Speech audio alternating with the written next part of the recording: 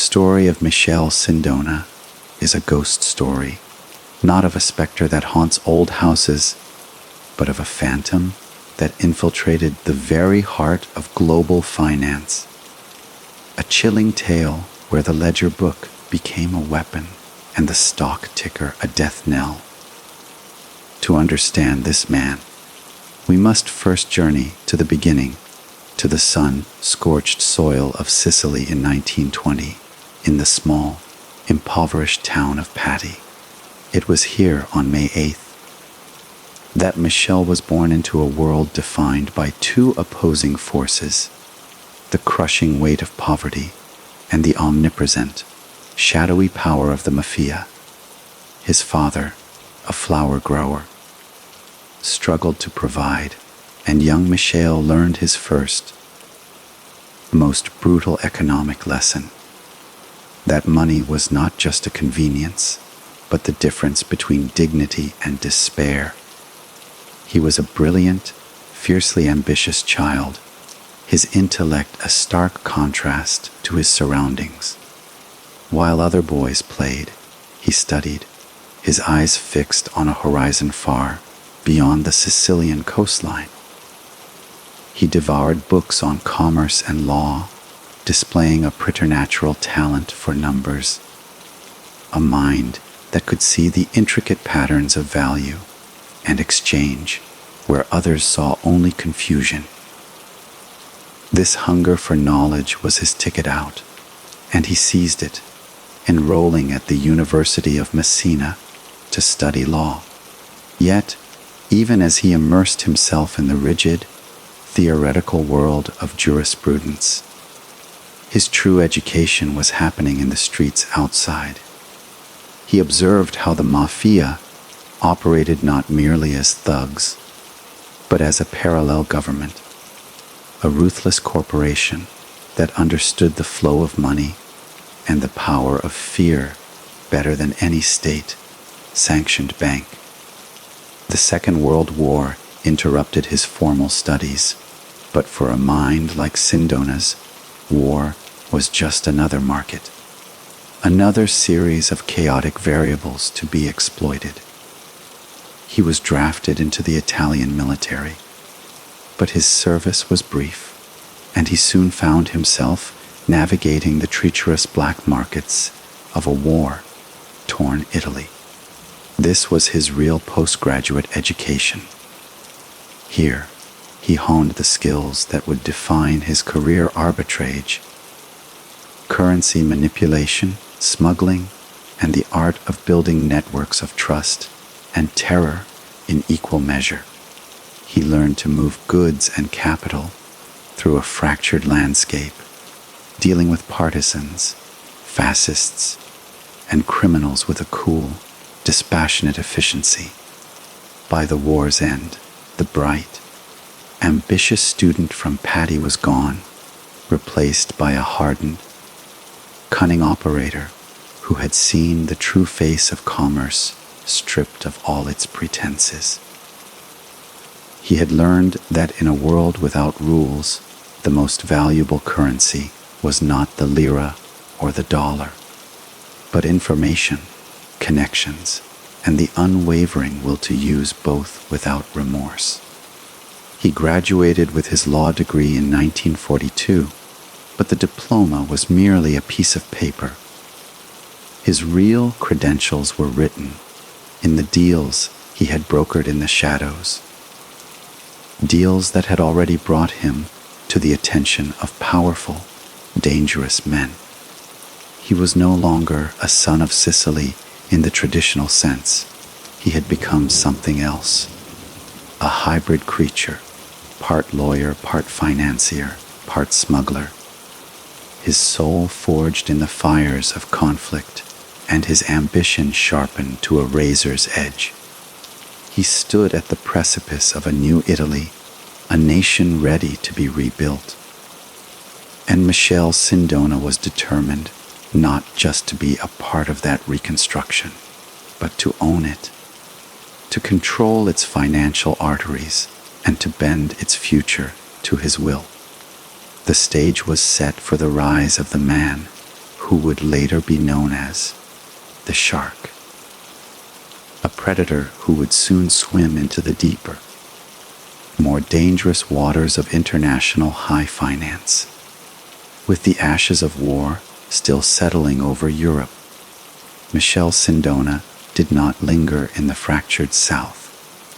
His ambition was a compass needle pointing north, to Milan, the bustling, industrial engine of Italy that was humming back to life. The city in the late 1940s was a crucible of opportunity, a place where fortunes could be forged overnight from the raw materials of reconstruction and the Marshall Plan dollars flowing in from America.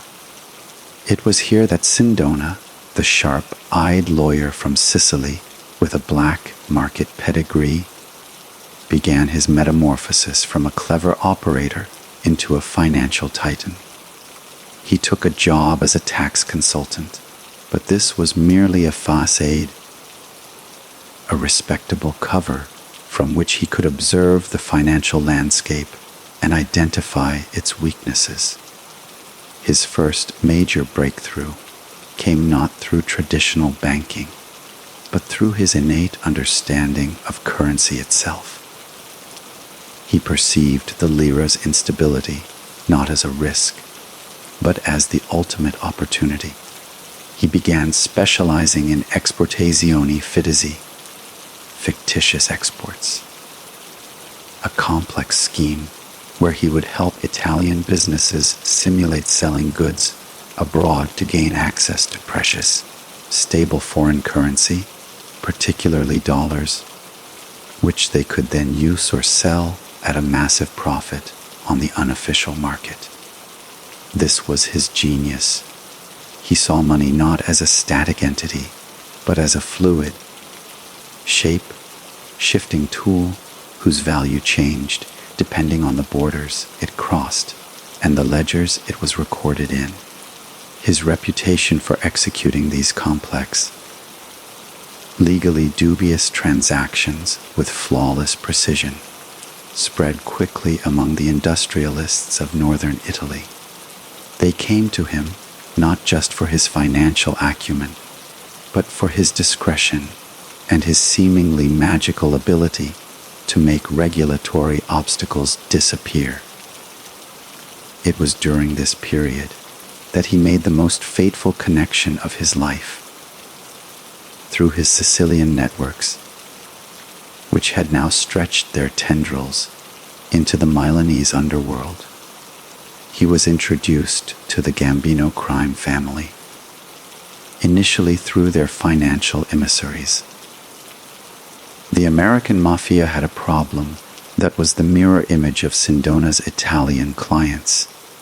They had too many dollars, millions upon millions in small, physically cumbersome cash earned from gambling, extortion, and narcotics that needed to be cleansed, made legitimate, and reinvested into the global economy. Sindona presented the perfect solution. He became the architect of a transatlantic laundry service. He would take the mafia's hot money, smuggle it out of the United States, often through the Vatican Bank or via shell companies in Liechtenstein and Switzerland, and then invest it back into legitimate, mafia-controlled businesses in America or into the booming Italian stock market. This was the birth of his infamous nickname, the Shark. He was a relentless, circling predator in the financial waters, but one who worked for the most powerful predators of all. The fees he charged for this service were astronomical, but the value he provided was incalculable. He was not just moving money, he was building an invisible empire, a web of interlocking holding companies, trusts, and banks that spanned the globe, a labyrinth so complex that only he held the map. By the early 1950s, he had acquired his first bank, Banca Privata Finanziaria, which he used as a primary vehicle for his operations. It was more than a bank. It was a fortress and a factory, a place where legitimate business and criminal enterprise mingled so completely that they became indistinguishable. His power grew exponentially. He was now a respected financier, rubbing shoulders with politicians, bishops, and aristocrats, even as he dined with mobsters. He cultivated an image of impeccable, sober brilliance, a man who could solve any financial problem with a few quiet phone calls. This dual life became his greatest asset. The respectable world saw a financial wizard who could attract mysterious foreign investment. The criminal world saw a genius who could make their fortunes invisible. He played each side against the other, using the legitimacy conferred by one to protect the activities of the other. He was creating a new paradigm of crime, one that was not conducted in back alleys with guns, but in oak-paneled boardrooms with pens. A world where the most violent act was the signing of a document that could bankrupt a company or destroy a life. His rise seemed unstoppable, a perfect fusion of intellect, ambition, and utter moral vacancy, all built upon the foundation of that first, crucial lesson learned in the black markets of war-torn Italy, that in the right hands, money was the ultimate weapon, and he was quickly becoming its most deadly master.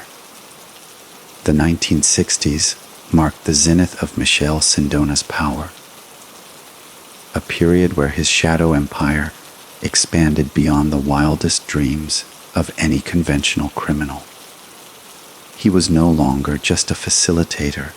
He was a central pillar in an international consortium of power, a respected member of the global elite whose influence reached into the highest echelons of politics and religion.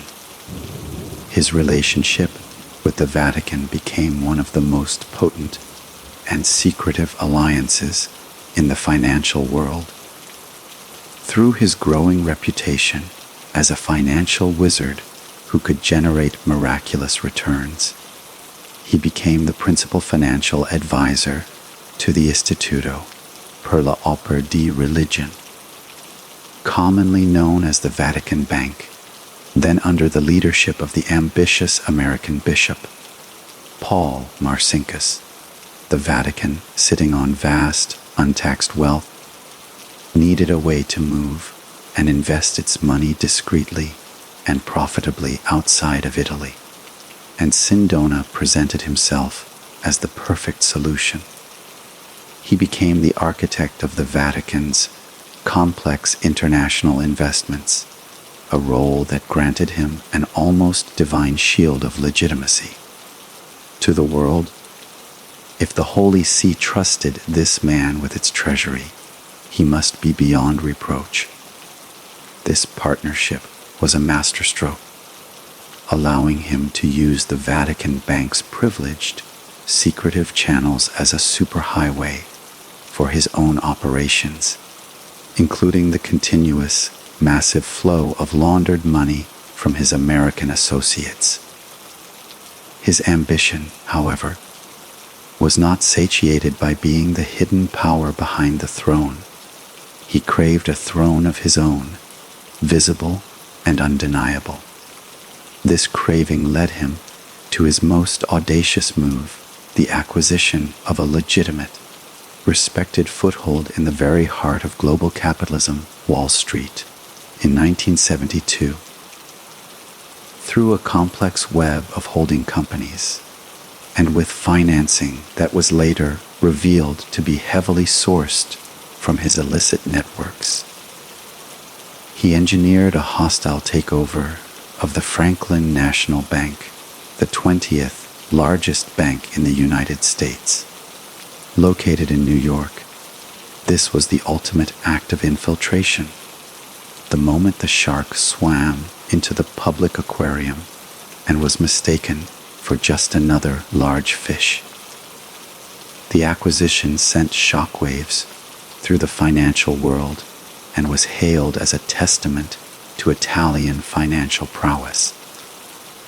Sindona was celebrated on the covers of magazines, interviewed as a visionary, his story a classic tale of immigrant success. But the truth was, Franklin National was not a trophy. It was the ultimate laundry machine. He immediately began using the bank's legitimate assets as a slush fund for his risky personal investments, and, most catastrophically, as a primary vehicle for his currency speculation on an unprecedented scale. He bet billions on the stability of the lira and the dollar, believing his own myth of invincibility, convinced that his political connections in Italy would allow him to manipulate national economic policy to suit his bets. He lived a life of grotesque opulence, dividing his time between a penthouse in New York, a villa in Milan, and estates in Sicily, surrounded by sycophants and bodyguards, his every whim catered to. He was now the shark, in the full glare of the spotlight. But the light was beginning to reveal the predators circling beneath him, the very nature of his empire, a precarious house of cards built on fraud, embezzlement, and the constant, violent pressure of the mafia meant that it was inherently unstable. A single tremor, a shift in the global economic winds, or a moment of scrutiny from a regulator who could not be bought, threatened to bring the entire structure crashing down. The peak of his power was also the beginning of his isolation. He had trusted no one, shared his secrets with no one, and now, at the summit, he stood utterly alone.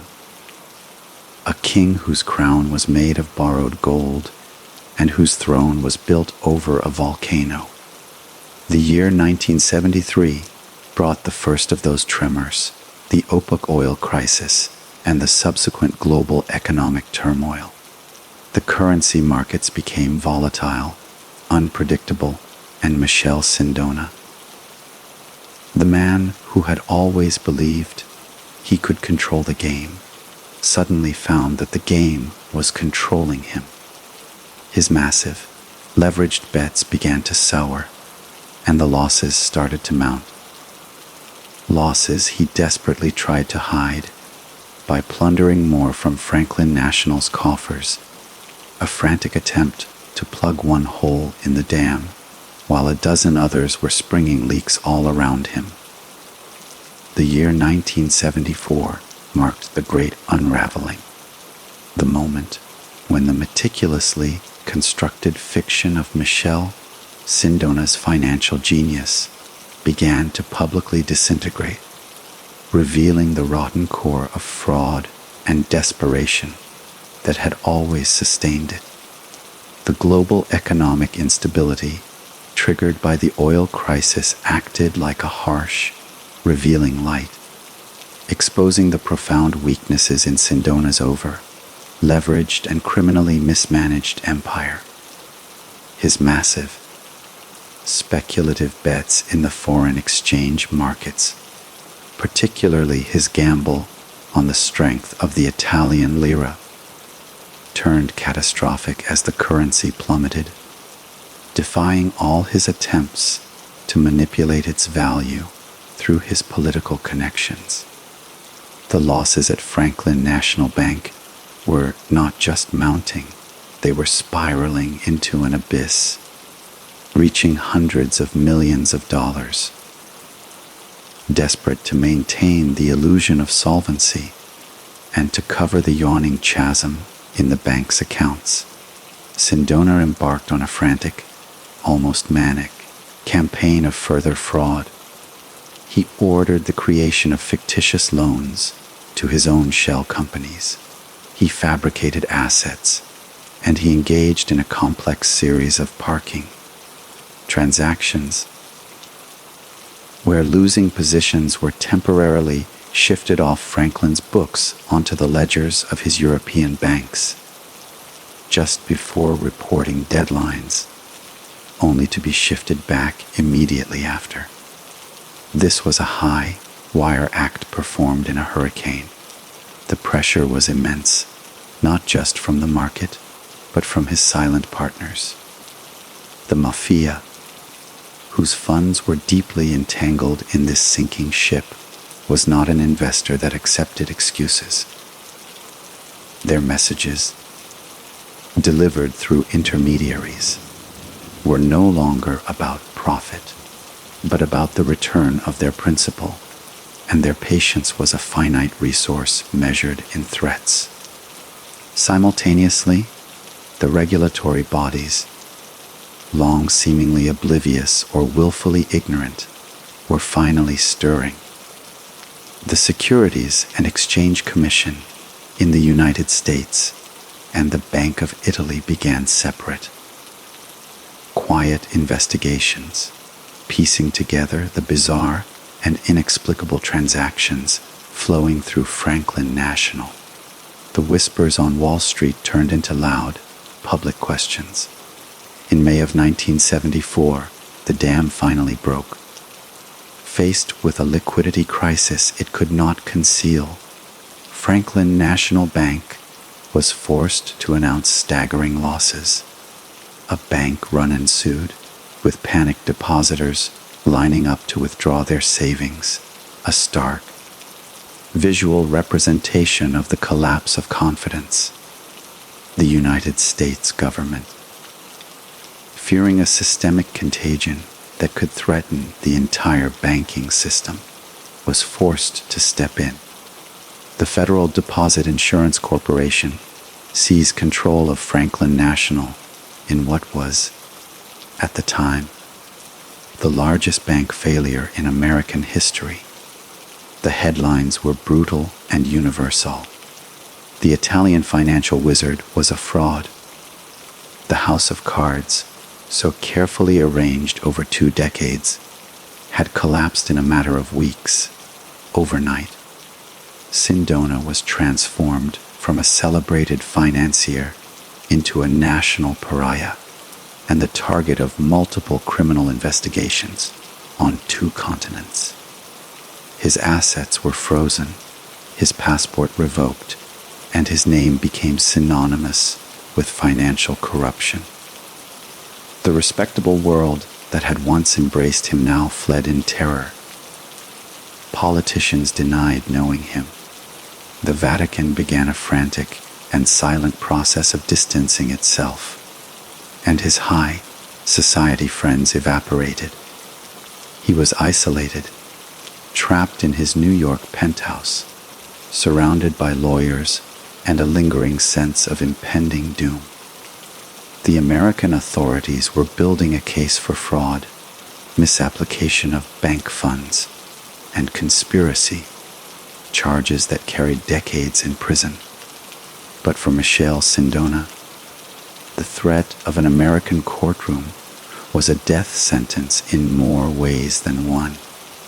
A conviction would mean not only incarceration, but also the almost certain unraveling of his entire web of crimes, including his dealings with the mafia, which carried a different, more final kind of sentence.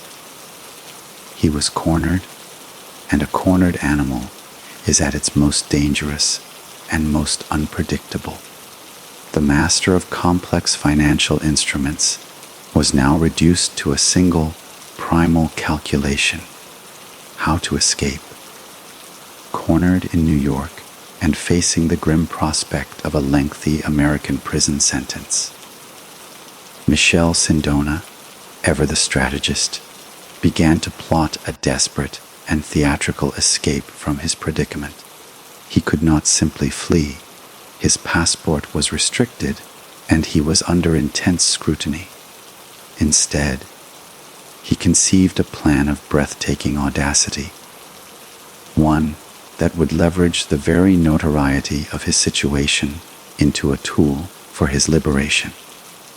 The plan was a masterpiece of deception, a final, grand-scale fraud that would be acted out not on balance sheets, but on the world stage. On the evening of August 2nd, 1979, as he walked from his hotel to a restaurant in Manhattan, Sindona vanished from the streets. For several hours, there was only mystery. Then, the story broke. Michele Sindona, the disgraced financier, had been kidnapped. The tale that emerged from his associates was chilling. He claimed to have been seized by a group of mysterious, armed men, injected with a sedative, bundled into a car, and driven for days. He said he was held in a remote, primitive shack where his captors, who he claimed were left-wing radicals, blindfolded him, beat him, and subjected him to a mock execution. The story was dramatic, front-page news across the globe. For over 2 months, the world wondered about his fate. Then, just as mysteriously as he had disappeared, he reappeared. On October 16, 1979, he was found wandering, dazed and disheveled, near a curb in Lower Manhattan, claiming to have been released by his captors. He gave elaborate, harrowing details to the FBI, describing his ordeal in vivid terms. But from the very beginning, the story did not add up. The FBI agents were skeptical. The details were too cinematic. The logistics of such a prolonged kidnapping in the heart of New York seemed implausible. And there was no ransom demand, the central motive for any such crime. The investigation quickly began to focus on Sindona himself. The forensics told a damning story. Analysis of his clothing showed soil samples that did not match the remote location he described. More crucially, medical tests revealed no traces of the powerful sedatives he claimed to have been injected with repeatedly. The web of his deception began to unravel when investigators traced his movements during those missing months. The truth, as it slowly emerged, was far less dramatic, but infinitely more revealing of the man. There had been no kidnapping. With the help of his son and a few loyal criminal associates, including members of the Gambino crime family, Sindona had staged the entire event. He had not been held in a shack. He had been hiding in a series of safe houses, including one on Long Island, moving under the protection of the very mafiosi whose money he had lost. The kidnapping was a multi-layered scheme. Its primary goal was to create a compelling reason for his absence, allowing him to secretly travel to Europe to meet with his remaining contacts and, he hoped, pressure his powerful political allies in Italy to intervene on his behalf and prevent his extradition. It was also a cynical attempt to generate public sympathy, to recast himself from a villainous financier into a victim of shadowy forces, perhaps even the same forces that were persecuting him in the courts. But the plan was a catastrophic failure. Instead of generating sympathy, it generated deeper suspicion, and for the authorities, a renewed determination to bring him to justice. The faked kidnapping provided the FBI with a whole new set of charges: perjury, obstruction of justice, and conspiracy to stage his own abduction. It was a desperate gamble that had backfired spectacularly. stripping away the last remnants of his credibility and proving to the world that Michele Sindona was a man for whom the very concept of truth was merely another currency to be manipulated. The elaborate performance, which he had hoped would be his salvation, became the final nail in his coffin in the United States, solidifying the case against him and ensuring that his return to the public eye would be a direct transition from the fictional captivity of his own making to the very real and inescapable captivity of a federal prison cell. As he was immediately arrested upon his return and held without bail, his fate now sealed by his own grand, final lie. The final act of Michele Sindona's American tragedy began not in the opulent boardrooms where he had once held court, but in the stark, unforgiving arena of a federal courtroom. The failure of his staged kidnapping had stripped him of his last vestiges of credibility, transforming him in the eyes of the public and the jury from a misunderstood financial mastermind into a common, albeit highly sophisticated con man. The United States government, armed with a mountain of evidence gathered from the ruins of the Franklin National Bank and the investigative fallout from the kidnapping hoax, proceeded to build an ironclad case against him. The trial was a spectacle, a meticulous dissection of his entire financial empire, where complex transactions of fictitious exports, international wire transfers, and shell company obfuscations were laid bare for the jury to examine. The prosecution presented a parade of witnesses, bankers, accountants, and former associates, who painted a devastating portrait of a man who operated with utter contempt for the law, viewing banks as his personal piggy banks and international finance as a game where he alone was allowed to write the rules. The evidence was overwhelming and technical, detailing how he had systematically looted Franklin National to cover his personal trading losses, creating a labyrinth of fraudulent loans and fabricated assets that ultimately led to the bank's catastrophic collapse and required a massive federal bailout to protect the wider financial system.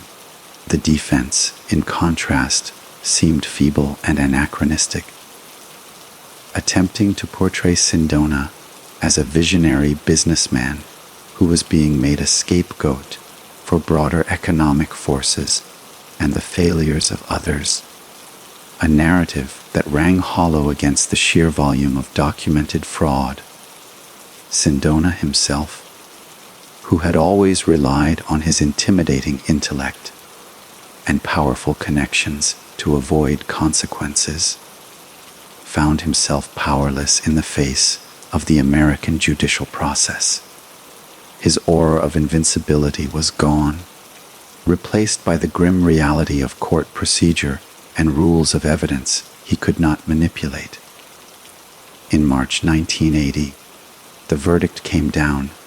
He was found guilty on 5 counts of fraud, perjury, and conspiracy related to the collapse of the Franklin National Bank and the staging of his own kidnapping. The conviction was a monumental victory for the authorities and a humiliating public downfall for the man once known as the Shark. The subsequent sentencing saw him receive a staggering 25 years in federal prison, a virtual life sentence for a man of his age. But his legal troubles were far from over. They were merely shifting to a new, even more dangerous theater.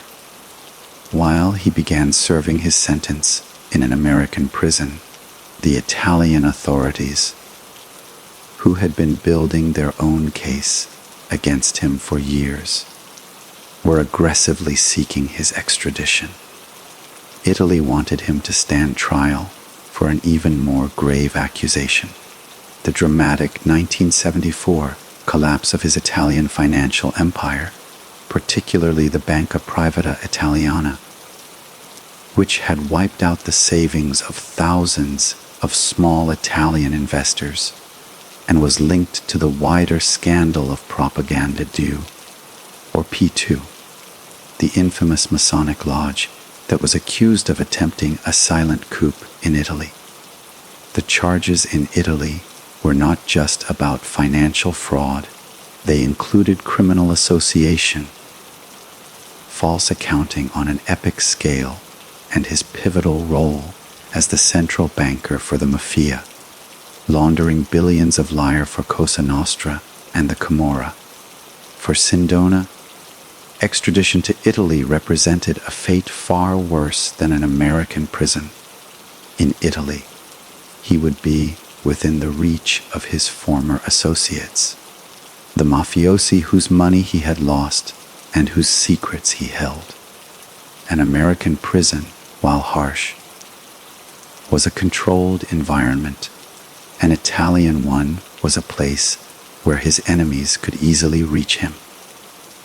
He fought the extradition with every legal tool at his disposal, appealing all the way to the U.S. Supreme Court, but his efforts were in vain. The legal process was exhausted, and in September 1984, a defeated Michele Sindona was handed over to Italian authorities and put on a plane to Rome, returning to his homeland not as a conquering hero, but as a shackled prisoner, to face the music for the crimes he had committed at the very foundation of his power, stepping into a cage that was far more perilous than the one he had left behind. The return of Michele Sindona to Italy in the autumn of 1984 was not merely a transfer of a prisoner. It was the return of a ghost, a living repository of the nation's most sordid and dangerous secrets, and his arrival cast a long, dark shadow over the powerful and corrupt who had once been his partners. He was immediately incarcerated in the high security Rebibbia prison on the outskirts of Rome, and the Italian state prepared for what was promised to be the trial of the century, a proceeding that threatened to expose the rotten core of the nation's post-war economic miracle. The charges were monumental, encompassing the colossal fraud that led to the collapse of Banca Privata Italiana, which had devastated countless small depositors, and, most perilously for Sindona, his central role as the financial linchpin for Cosa Nostra, a charge of criminal association that directly tied him to the highest echelons of organized crime.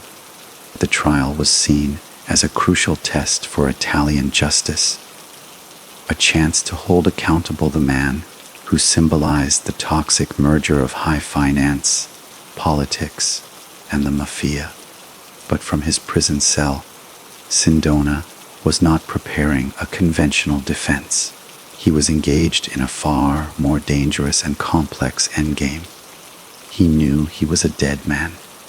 The mafia, whose secrets he held and whose funds had evaporated with his banks, could not allow him to testify.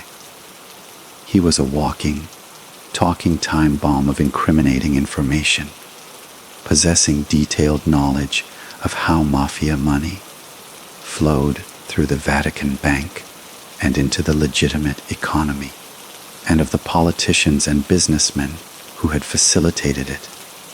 A quiet, professional assassination was not just likely, it was inevitable.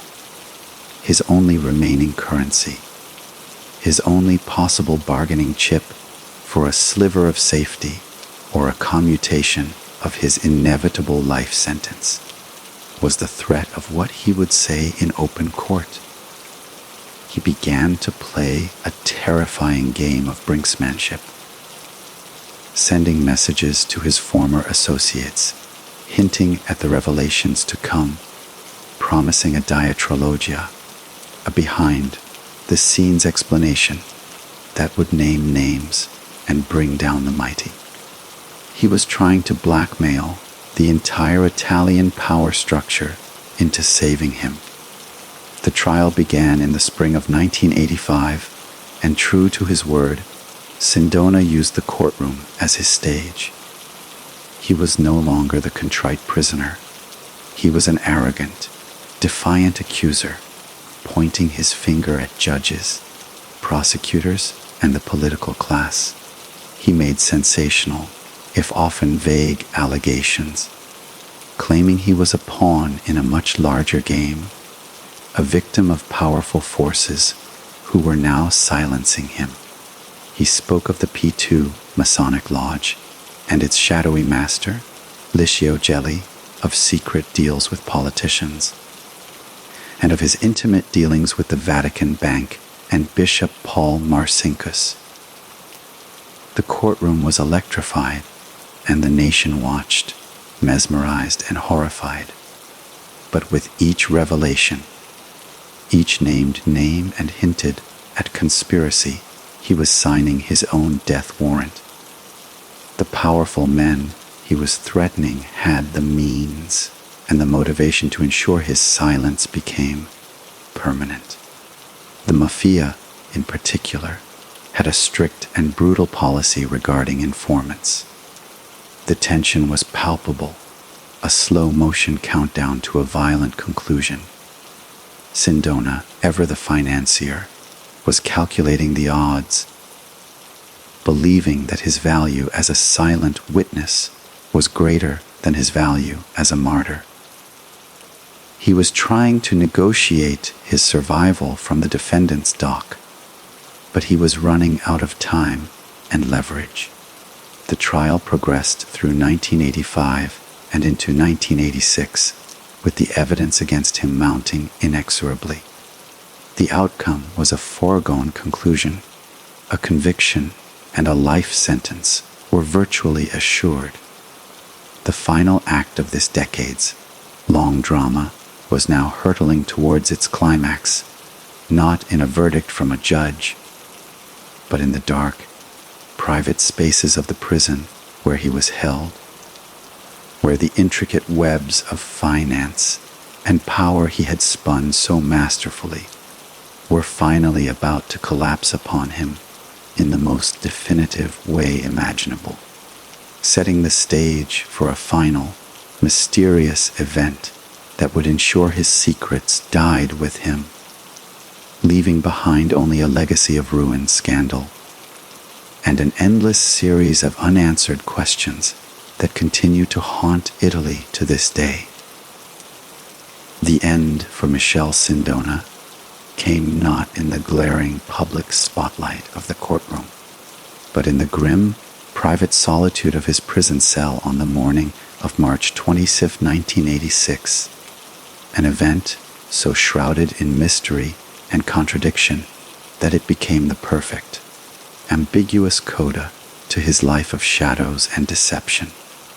He was found in his cell in the protective custody wing of Rebibbia prison, slumped over a small table, a cup of coffee laced with cyanide by his side. The official cause of death was recorded as poisoning, but the question of how that poison entered his cell and his cup ignited a firestorm of speculation that burns to this day. The scene itself was a puzzle. There were no signs of a struggle, no forced entry suggesting a certain complicity, a final, willing act. The official narrative, the one put forward by the Italian authorities after a swift and, many argued, superficial investigation, was suicide. They proposed that Sindona, facing the certainty of a life sentence and the crushing weight of his downfall, had chosen to take his own life, a final act of control by a man who had lost control of everything else. They speculated that he had somehow managed to procure the cyanide, a notoriously difficult substance to acquire and conceal, perhaps through a visitor or a corrupt guard, and had mixed it into his morning coffee, ending his life with the same dramatic flair with which he had lived it. But this theory was immediately and powerfully challenged by those who knew the man and the intricate web of threats surrounding him, his family, his lawyers, and many independent observers vehemently insisted that Michele Sindona was not a man prone to despair or self-destruction. He was a fighter, a narcissist who believed until the very end that he could talk, deal, or manipulate his way out of any situation. He had been actively working on his appeal. He was still engaged in his legal battle, and most tellingly, he had just days before his death given a lengthy interview to a journalist in which he was defiant, promising further shocking revelations and showing no indication of a man preparing to end his own life.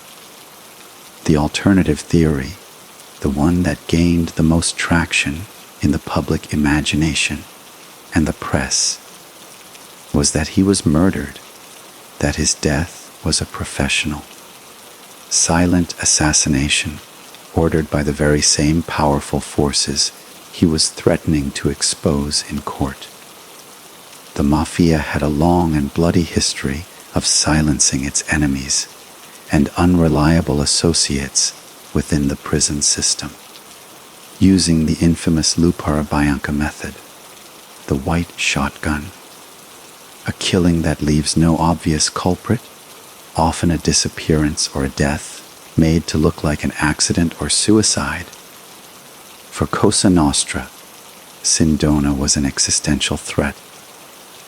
His continued testimony could have exposed their entire international money laundering apparatus and implicated their high-level protectors. Similarly, the shadowy members of the P2 Lodge and the compromised politicians he had done business with had an equally compelling motive to ensure his permanent silence. The method, cyanide, was chillingly efficient and left no room for last-minute revelations or deathbed confessions. The logistics of the murder pointed to a breathtaking level of penetration within the Italian state. To get a deadly poison into a high-security prison and administer it to a protected witness suggested that his enemies had reach and influence at the highest levels of the penitentiary system, a notion that fueled countless conspiracy theories.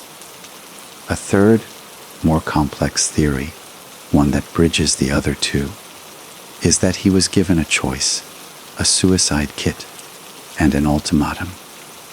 According to this version, he was presented with the cyanide and told that if he did not take it himself, his family back in Sicily would suffer horrific consequences.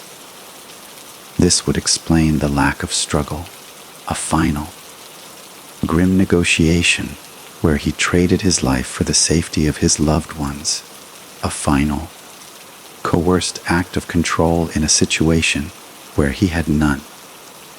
The truth of what happened in cell number of Rebibbia prison that morning died with Michele Sindona. The official inquest concluded suicide, but it failed to answer the fundamental questions. Where did the cyanide come from? How did it bypass all security? Who ultimately was responsible? His death was not an ending, but an eruption of silence, a void filled with whispers and dark possibilities. It served the purposes of too many people too well, closing the book on a trial that was becoming dangerously revelatory and ensuring that the full, sordid truth of the connections between the mafia, high finance, and the Italian government would remain buried with the man they called the Shark. His mysterious demise, the final and most eloquent testament he had so willingly served and so fatally threatened. The physical death of Michele Sindona did nothing to extinguish the raging scandal. The scandal, intrigue, and legal reckoning he left in his wake, if anything. His abrupt and silent departure from the world acted as a catalyst, forcing into the open the very secrets he might have taken to his grave under different circumstances. His death created a vacuum of truth, and into that vacuum rushed a torrent of investigations, trials, and revelations that slowly, painstakingly, began to map the outlines of the vast, dark constellation of which he had been the central, malevolent star. The Italian trial against him continued posthumously, a bizarre legal spectacle where the evidence was presented against a ghost.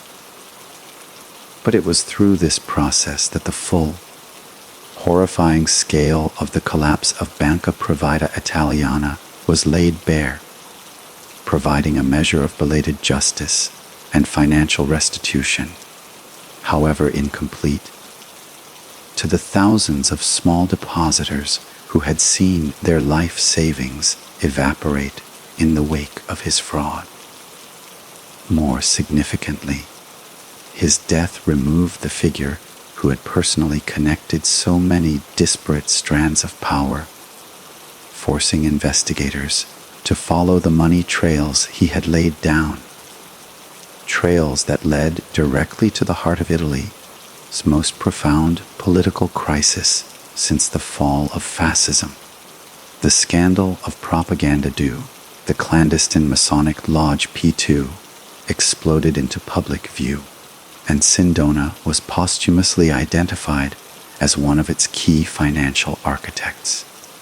The membership list of P2, discovered in 1981, read like a who's who of the Italian establishment: military generals, secret service chiefs, prominent businessmen, and over a dozen cabinet ministers. The lodge's alleged goal was a strategy of tension, to destabilize the country and establish an authoritarian state. And Sindona's role had been to manage the financial engine for this silent coup, his network of banks providing the perfect, unaccountable flow of capital for its operations. His death ensured he would never testify about the full extent of P2's reach, but his documented connections to its master, Licio Gelli, became a central pillar of the subsequent parliamentary inquiry, which concluded that P2 constituted a subversive sect that had infiltrated the very heart of the Italian state. Simultaneously, the long and painful judicial process against the mafia in Italy, culminating in the Maxi trials of the late 1980s, further cemented Sindona's legacy from the testimony of pentiti, the mafiosi who turned state's evidence. Supergrass like Tommaso Bassetta and Salvatore Contorno explicitly detailed how Sindona had been the chosen banker for the Corleonesi, the most ruthless faction of Cosa Nostra, describing the sophisticated mechanisms he designed to launder their harrowing profits and reinvest them into the legitimate European and American economies.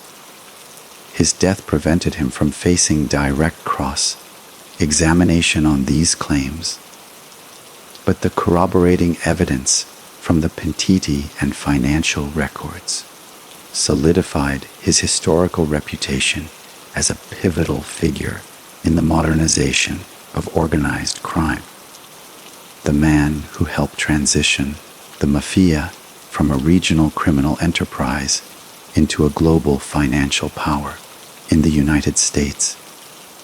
His conviction and the collapse of Franklin National served as a brutal lesson for bank regulators, leading to tighter controls on foreign ownership of financial institutions and more stringent oversight of international capital flows, a direct regulatory response to the specific vulnerabilities he had so ruthlessly exploited. And at the Vatican, the fallout was profound and deeply damaging. The scandals surrounding the Vatican Bank and its director, Paul Marcinkus, intensified in the years following Sindona's death, leading to a massive, controversial loan default by the bank to the Ambrosiano, another bank with deep mafia and P2 ties, and the mysterious death of its chairman, Roberto Calvi, found hanging under Blackfriars Bridge in London. While the Holy See never admitted direct wrongdoing, the Sindona affair stained the institution for decades, forcing a slow and painful process of financial transparency and reform. Michele Sindona, in death, became more than just a criminal. He became a symbol, a cautionary tale of the perils of unregulated finance, of the corrupting influence of absolute greed, and of the terrifying ease with which the worlds of high society and organized crime can converge when a man without scruples possesses the intellect to build bridges between them. His story did not end with a cup of cyanide. It echoed through courtrooms, parliamentary chambers, and bank boardrooms for years, a ghost that refused to be silenced. His legacy a permanent stain on the second half of the 20th century, a dark reminder of what can happen when a shark is allowed to swim for too long in the waters of legitimate power.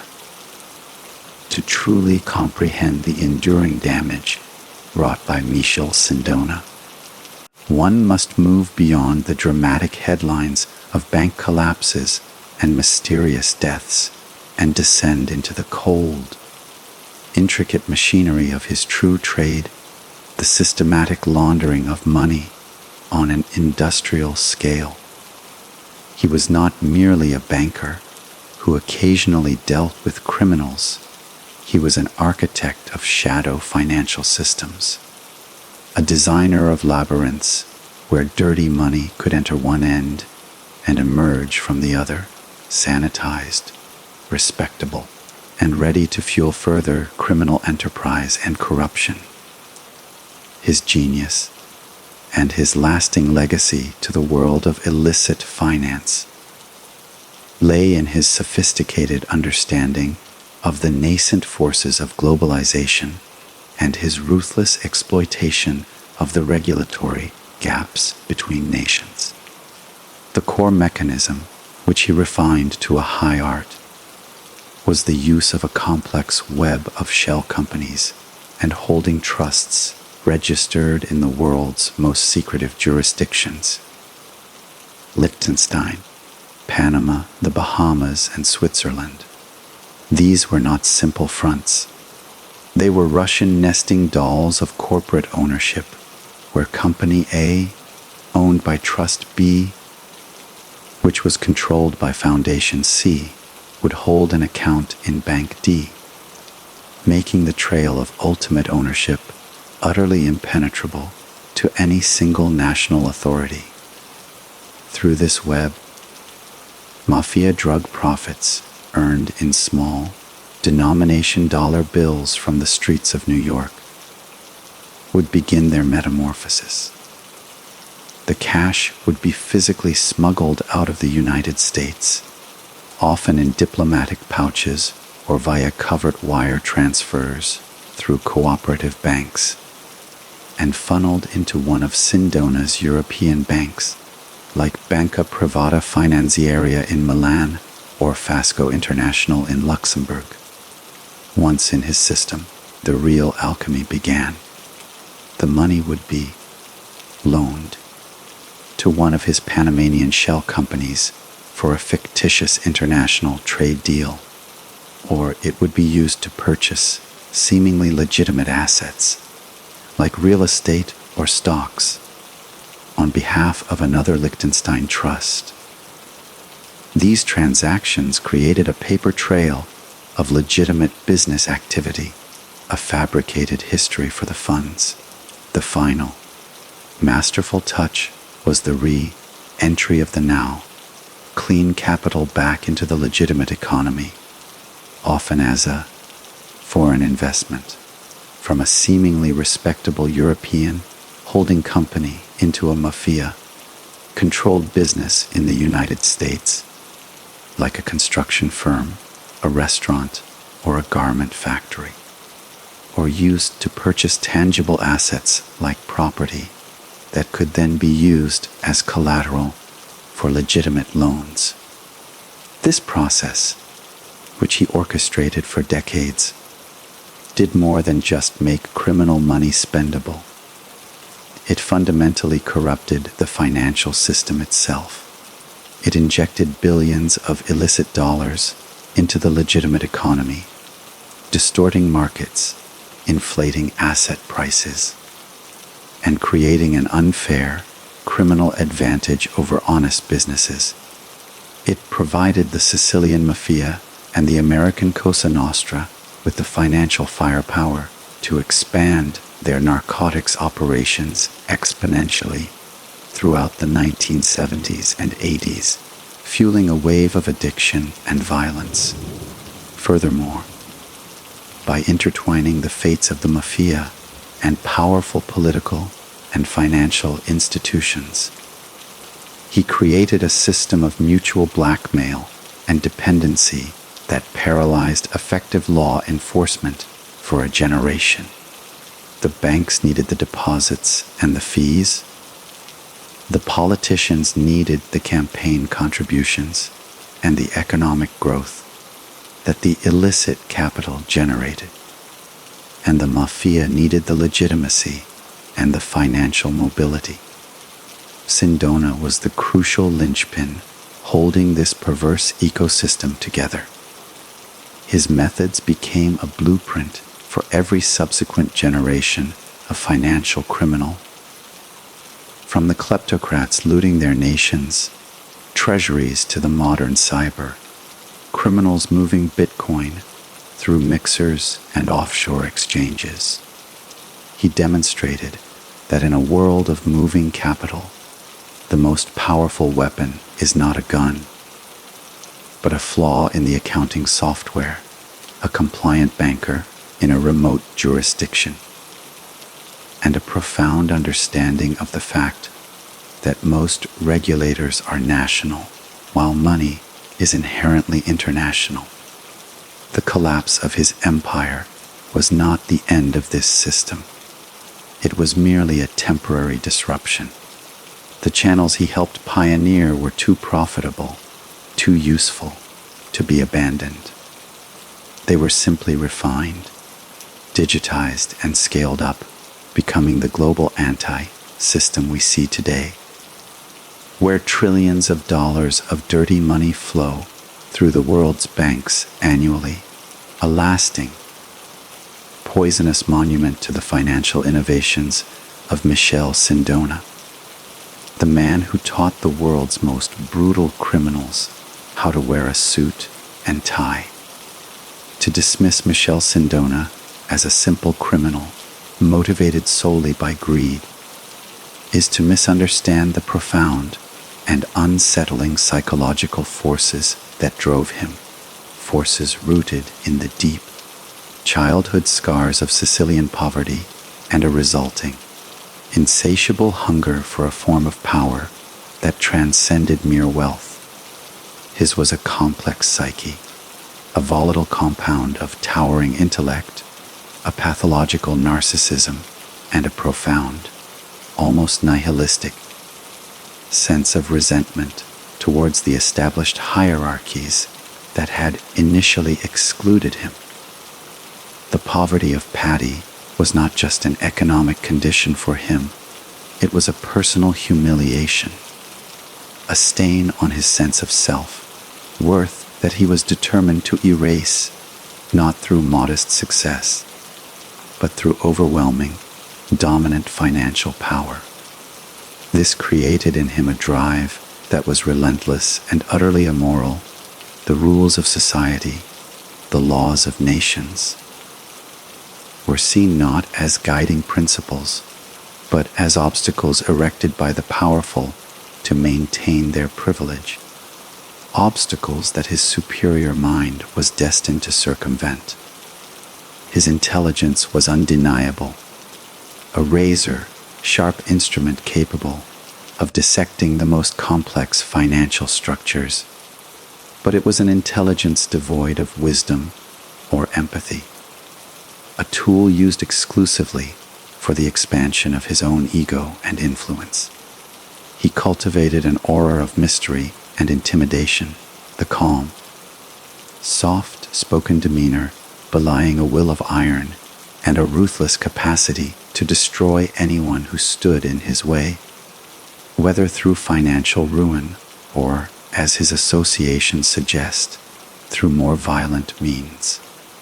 This was not the flamboyant arrogance of a typical gangster. It was the cold, calculated superiority of a man who genuinely believed he was smarter than everyone else, than the bankers, the regulators, the politicians, and even the mafiosi he served. He viewed them all as pawns on his chessboard, useful for their specific functions, but ultimately disposable.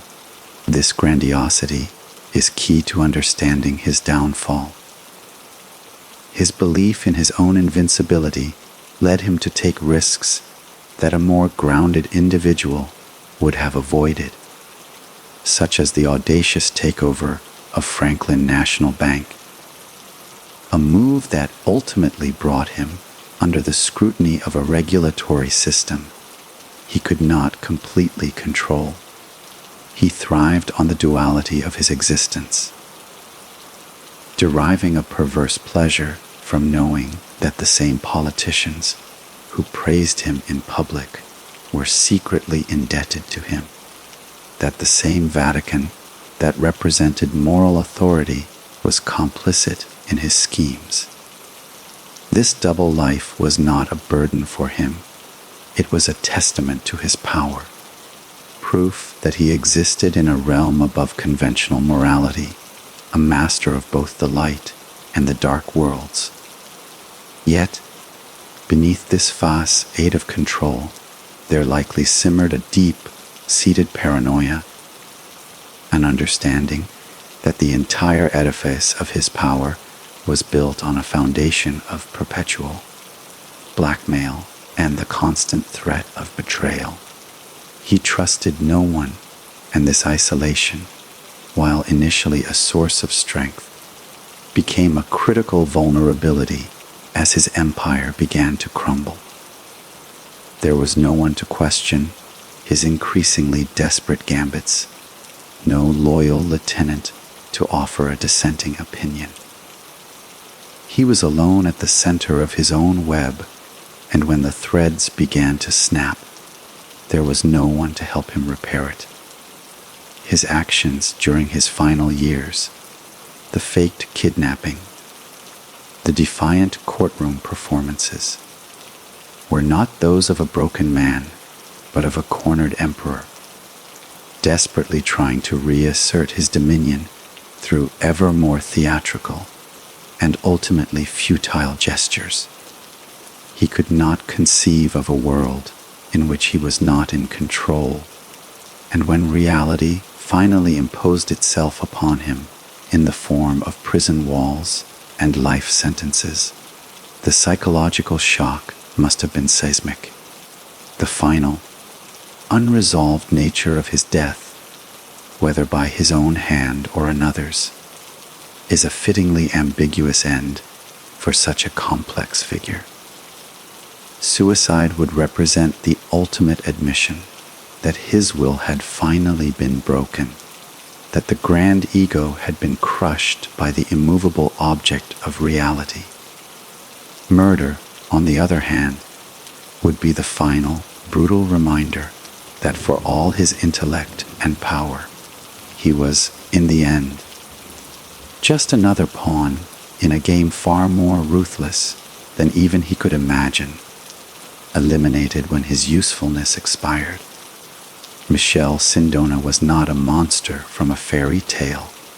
He was a product of a specific time and place, a chilling embodiment of the potential for genius to be twisted by trauma and ambition into a force of pure, destructive avarice, a cautionary tale that the most dangerous criminals are not those who break the law, but those who believe they are clever enough to rewrite it entirely for their own benefit.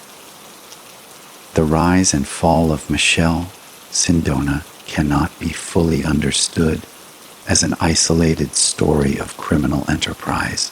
It is rather a dark, shimmering thread woven into the ragged and violent tapestry of Italy's Anni di Piombo, the years of lead, a period from the late 1960s to the early 1980s, characterized by social upheaval, political terrorism, and a deep state so corrupt and entangled that the very concept of a legitimate state was called into question. This was the fertile, blood-soaked ground in which a figure like Sindona could not only emerge but thrive, a time when the official narrative of Italy's post-war economic miracle was cracking to reveal the rot beneath. The country was a polarized battleground, with far left extremist groups like the Red Brigades engaging in assassinations and kidnappings, while neo-fascist groups, often with alleged ties to state security services, carried out deadly bombings in piazzas and train stations, a strategy of tension designed to create such chaos that the public would clamor for an authoritarian solution.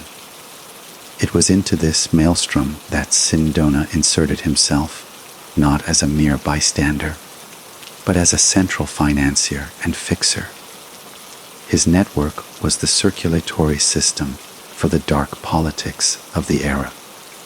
The same secret channels used to launder mafia drug money were perfectly suited for funneling cash to covert political operations, for paying off kidnappers, or for financing the activities of clandestine groups like Propaganda Do. The P2 Lodge, of which he was a key member, was the very embodiment of this deep state, a shadow government operating in the boardrooms and barracks, its tentacles reaching into every institution, from the secret services to the judiciary to the media.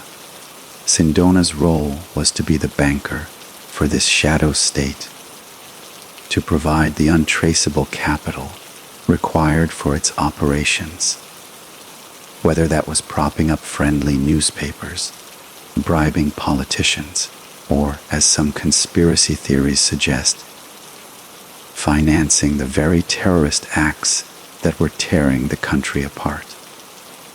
His banks were the financial clearinghouse for an invisible war being waged for the soul of Italy, a war where the lines between left and right, between state and anti-state, were deliberately blurred. The collapse of his financial empire in 1974 was not just a market event. It was a seismic shock to this entire hidden power structure. the failure of Banca Provida Italiana and the Franklin National Bank caused a cascade of financial and political crises, exposing links that powerful men had spent decades concealing. It triggered a chain of events that would lead, years later, to the scandal of the Banco Ambrosiano and the murder of its chairman, Roberto Calvi, another of the Vatican's bankers, and ultimately to the public exposure of P2 itself in 1981. In this context, Sindona's subsequent trials and his mysterious death take on a much broader significance. He was not just on trial for fraud, he was a walking archive of Italy's darkest secrets. A man who could have connected the bombings in Milan to the secret services, the mafia's drug trade to political campaigns, the Vatican's finances to neo-fascist coups. His defiant outbursts in court, his promises of shocking revelations, were not the ravings of a desperate man, but the calibrated threats of someone who knew the value of the information he possessed. His death, therefore, was a necessary act for the preservation of this shadow republic. Whether he was killed by the mafia to protect their operations, by P2 to protect its members, or by elements of the state to protect its secrets, the result was the same, a definitive silence. The story of Michele Sindona is thus the story of modern Italy itself, a narrative of spectacular surfaces hiding profound corruption, of economic growth built on criminal foundations, and of a political system so compromised that it required the services of a man who saw no difference between a boardroom and a back alley, a man for whom the entire nation, in its most turbulent era, became just another ledger to be balanced, another asset to be exploited, and ultimately, another liability to be erased. At the very heart of Michele Sindona's shadow empire, and indeed at the heart of the wider Italian financial scandals of the era, stood an institution that provided the ultimate cloak of legitimacy and secrecy, the Istituto per l'Opera di Religion, the Vatican Bank. Its president during Sindona's ascendancy was a towering, gruff American bishop from Chicago named Paul Marcinkus, a man whose background as a former bodyguard for Pope Paul VI and whose ambition to make the Vatican financially self-sufficient made him the perfect and ultimately disastrous partner for a financier like Sindona. The relationship between the shark and the bishop was one of profound and tragic symbiosis, a partnership that would forever tarnish the reputation of the Holy See and demonstrate how easily spiritual authority could be compromised by the allure of temporal power. The Vatican Bank operated in a unique and extraordinarily opaque legal space. As the central bank of a sovereign state, it was subject to virtually no external financial regulation. Its operations shielded by the Lateran Treaty from the prying eyes of Italian magistrates or international regulators. It was, in essence, a black box in the center of Rome, and for Sindona, it was the perfect financial instrument.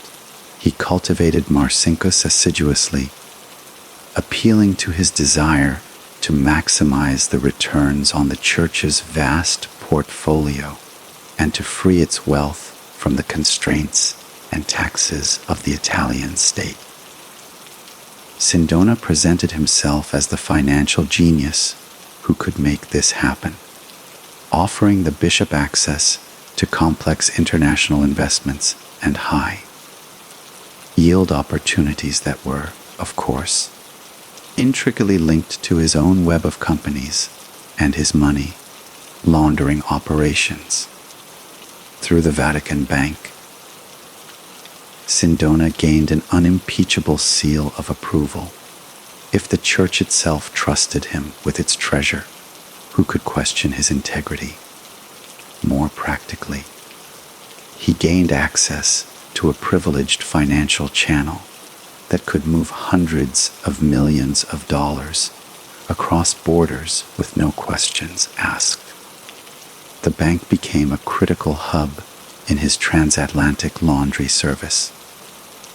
Mafia funds from the United States would be funneled into the Vatican Bank through a series of complex, layered transactions, often disguised as donations or investments from pious Catholic organizations that were, in reality, fronts for Cosa Nostra. Once inside the hallowed walls, the money would lose its tainted history, its provenance washed clean by the implied sanctity of the institution. From there, it could be reinvested by Sindona back into his own banks or into legitimate, seeming businesses controlled by his associates, completing its transformation from the bloody profits of the heroin trade into pristine, investable capital. This relationship was fantastically profitable for both men in the short term. The Vatican's portfolio saw impressive paper gains, and Sindona's power and reach expanded exponentially, but it was a pact with the devil. Sindona was not just using the Vatican. He was deeply entangling it in his criminal enterprises, making the church a direct, if unwitting, participant in the financing of organized crime and the corruption of the Italian state. When Sindona's empire began to collapse in 1974, the Vatican was left horrifically exposed. Its investments in his companies, particularly its massive stake in Sindona's holding company, Vasco, became virtually worthless. More damningly, the investigations into Sindona inevitably led straight to the doors of the Vatican Bank, revealing the shocking extent of the connection. Marcinkus, fiercely loyal and defensive, repeatedly denied any wrongdoing, insisting that the Vatican was a victim of Sindona's deception. He famously quipped, "You can't run the church on Hail Marys," but the evidence suggested a willful blindness, a conscious choice to ignore the glaringly obvious sources of Sindona's miraculous returns for the sake of financial gain. The scandal crippled the Vatican's finances and moral authority for decades. In the aftermath, Marcinkus, though indicted in Italy for his role in the separate but related Banco Ambrosiano collapse, would never stand trial, sheltered by the Vatican's sovereignty. He lived out his years in a quiet retirement in Arizona, a symbol of the impunity that seemed to protect the powerful, while the institution he served struggled to repair the profound damage to its reputation. The Sindona-Marcinkus alliance stands as one of the most egregious examples in modern history of the collision between faith and finance, a stark lesson in how the pursuit of earthly treasure can jeopardize a spiritual mission and a permanent stain on the legacy of a church that had chosen, in this instance, to place its trust in a shark rather than in the sanctity of its own principles. The collapse of Michele Sindona's empire did not occur in a vacuum. It sent shock waves through the entire corrupt edifice of Italian finance, creating a power vacuum and a crisis of confidence that directly set the stage for the next, even more dramatic scandal, one that would feature another so-called banker of God, and end in an iconic, mysterious death that echoed Sindona's own. That man was Roberto Calvi, the chairman of Banco Ambrosiano, Italy's largest private bank, and his story is inextricably linked to Sindona's, a dark sequel written with the same themes of mafia money, Vatican connections, and the shadowy machinations of propaganda do. In many ways, Calvi was Sindona's heir and his competitor, a man who observed Sindona's methods and sought to build his own, even more ambitious, financial network using the same blueprint. Calvi, known as God's banker, due to his close ties to the Vatican, had learned from Sindona the power of using the Vatican Bank's secrecy as a shield. Under the guidance of the same bishop, Paul Marcinkus, Calvi engineered a complex system of phantom loans and shell companies, primarily in Panama and the Bahamas, that were used to move vast sums of money for the same clients Sindona had served the mafia and the P2 Lodge. The two financiers were like twin pillars, supporting the same rotten structure, and their fates were destined to be tragically similar. When Sindona's banks failed in 1974, it triggered a regulatory crackdown and intense scrutiny on all Italian banks with opaque international operations. And Banco Ambrosiano, with its labyrinth of offshore entities, immediately came under suspicion. The Bank of Italy began a painstaking investigation, uncovering a web of unsecured loans and hidden liabilities that threatened to topple Calvi's empire, just as it had Sindona's. Desperate to plug the holes in his balance sheet, Calvi turned to the very same networks that had sustained Sindona, further entangling himself with Licio Gelli and the P2 Lodge, who promised political intervention to save his bank in exchange for ever increasing financial favors. But the pressure was immense, and in 1981, the same year the secret P2 membership list was discovered, Calvi was convicted for illegally exporting billions of lire out of Italy, a verdict that shattered his credibility and made him a liability to his powerful allies. His appeals were failing, and the walls were closing in. Then in June 1982, with his bank on the brink of collapse, Roberto Calvi fled Italy using a false passport, his desperate journey mirroring Sindona's own theatrical kidnapping just a few years earlier. He traveled to London, a city he likely saw as a temporary haven from which he could negotiate a rescue plan for his bank with his Arab investors. But on the morning of June 18, 1982, he was found dead, hanging from scaffolding under Blackfriars Bridge, his pockets stuffed with bricks and cash, an apparent suicide that, like Sindona's death, was almost immediately shrouded in suspicion and doubt. The official initial verdict of suicide made little sense.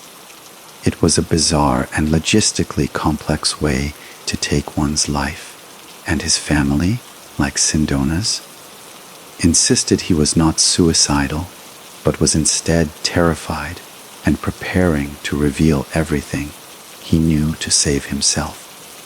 The parallels to Sindona were uncanny and chilling. Both were the central bankers for the Italian deep state. Both saw their financial empires crumble. Both faced imminent imprisonment. And both died under mysterious circumstances just as they were becoming extreme liabilities to their powerful associates. The death of Calvi coming just 4 years before Sindona's, was widely interpreted as another Lupara Bianca, a message from the mafia or P2 that the fate of those who knew too much and could no longer be protected was a silent, anonymous death far from home. The collapse of Banco Ambrosiano that followed was even larger than that of Franklin National, unleashing a financial and political tsunami that further crippled the Italian economy and brought down the government. The Calvi affair proved that the system Sindona had helped create was a self-perpetuating monster, consuming its own creators when they ceased to be useful. Sindona had shown the way, demonstrating that the intersection of high finance, organized crime, and political corruption was the most profitable territory on earth, but he had also demonstrated the ultimate price of failure in that world. Roberto Calvi, his successor, learned that lesson in the most final way possible. His body swinging under a London bridge, becoming a grotesque symbol of the fate that awaited all who tried to play the same game. A grim precursor to the cup of cyanide that would later await Michele Sindona in his Roman cell, the two men forever linked as tragic, cautionary bookends to a decade of unparalleled financial crime and political intrigue. The cumulative, seismic shocks of the Sindona and Calvi affairs, compounded by the public exposure of the propaganda du Lodge, forced a long overdue and painful reckoning upon the Italian Republic, triggering a series of judicial and political responses that would, over time, begin to dismantle the entrenched systems of corruption these men had so expertly exploited. For decades, a silent understanding had prevailed between certain segments of the political class, the state bureaucracy, and the criminal underworld. An arrangement that allowed for a precarious stability, but was fundamentally built on a foundation of illegality and moral compromise. The sheer scale and brazenness of these intertwined scandals shattered this fragile equilibrium, creating a public outcry that could no longer be ignored. The first and most direct response came from the Italian judiciary, which found itself in the unprecedented position of investigating the very powers that had long been considered untouchable. Brave magistrates in Milan, Rome, and Palermo, operating with a new sense of urgency and mandate, began to peel back the layers of the onion, using the evidence from the failed banks as a roadmap to a wider conspiracy. The Maxi trial against the Sicilian mafia in Palermo, which ran from 1986 to 1992, was a direct result of this new climate. And it was in this courtroom that the full testimony of the pentiti, like Tommaso Bassetta, explicitly detailed Sindona's role as Cosa Nostra's financier, permanently cementing his legacy in the official legal record. Simultaneously, the Parliamentary Commission established to investigate P2 produced a final report that was a damning indictment of a subversive sect that had infiltrated the state, leading to the formal dissolution of the lodge and the arrest of its master, Licio Gelli. Though he would later escape and enjoy a period of fugitive freedom that itself spoke to the lingering power of these networks. Politically, the fallout was catastrophic for the existing establishment. The Christian Democratic Party, which had governed Italy without interruption since the end of the Second World War, was revealed to be deeply compromised by its connections to both Sindona and the P2 Lodge, its moral authority irreparably damaged. The scandal provided immense fuel for opposition parties, particularly the Italian Communist Party, which had long argued that the centrist government was fundamentally corrupt, and it fueled the rise of new political forces that campaigned on platforms of transparency and clean government. The entire post-war political order, already straining under the weight of the Cold War and internal terrorism, began to crumble under the weight of these financial revelations, a process that would culminate a decade later in the massive Mani Pulite, or clean hands, corruption investigations that would finally sweep away the First Republic entirely. On a regulatory level, the Italian government was forced to enact significant reforms to its banking and financial oversight systems. The Bank of Italy was granted greater powers of supervision, and laws were tightened to prevent the kind of opaque ownership structures and offshore shell games that Sindona and Calvi had used to such devastating effect. The scandals also forced a reluctant Vatican to begin a slow and painful process of financial reform, subjecting the Vatican Bank to greater, though still incomplete, external scrutiny and adopting international anti-money laundering standards in an attempt to rehabilitate its global reputation. Yet, for all these responses, the victories were often partial and bittersweet. Many of the most powerful figures implicated, from Licio Gelli to Bishop Marcinkus, ultimately avoided significant jail time, protected by legal technicalities, statutes of limitation, or the political and diplomatic immunity of their positions. The underlying culture of corruption, known as tangentopoli, proved resilient, simply adapting to the new legal environment. The judicial and political response to the sins of Sindona was therefore a story of both triumph and failure.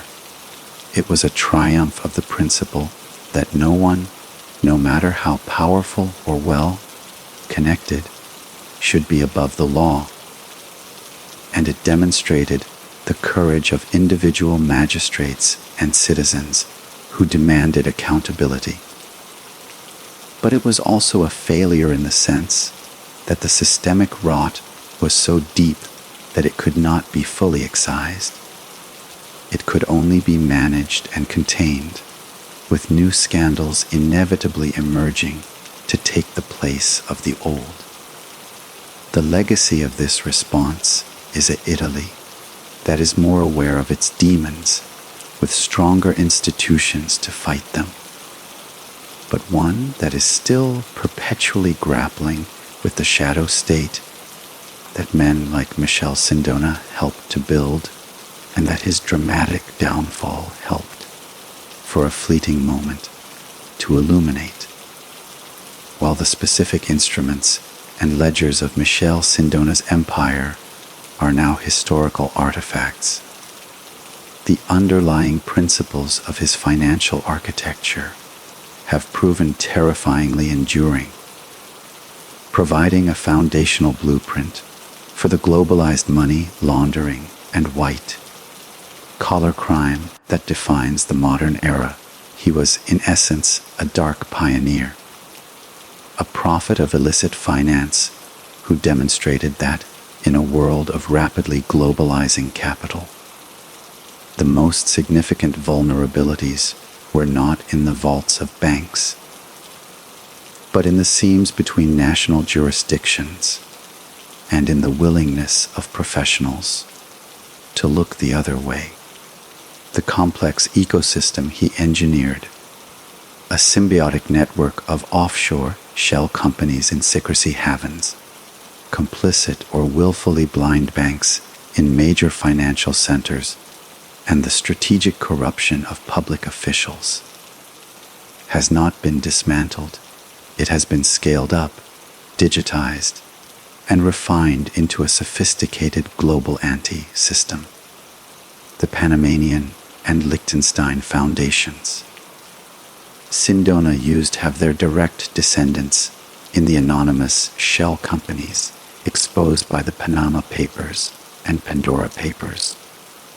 Vast leaks that revealed how the world's elite, from politicians to oligarchs, continue to use these very same tools to hide wealth, evade taxes, and launder money. The role played by the Vatican Bank in the 1970s, offering a sanctified veil of secrecy, is now played by entire nations and financial institutions that specialize in banking secrecy and light touch regulation, creating a competitive marketplace for opacity that Sindona would have deeply appreciated. His genius was in recognizing that the movement of money could be disguised as legitimate international trade, and today, trade-based money laundering is considered one of the most significant and difficult to detect methods for cleaning illicit funds. With criminals manipulating invoices for goods and services to shift value across borders undetected. Furthermore, the professional enablers Sindona relied upon, the lawyers, accountants, and bankers who provided a veneer of respectability, are now a recognized pillar of the modern money laundering industry. A professional facilitator, class that uses its expertise to build impenetrable corporate structures for clients whose sources of wealth they deliberately avoid scrutinizing.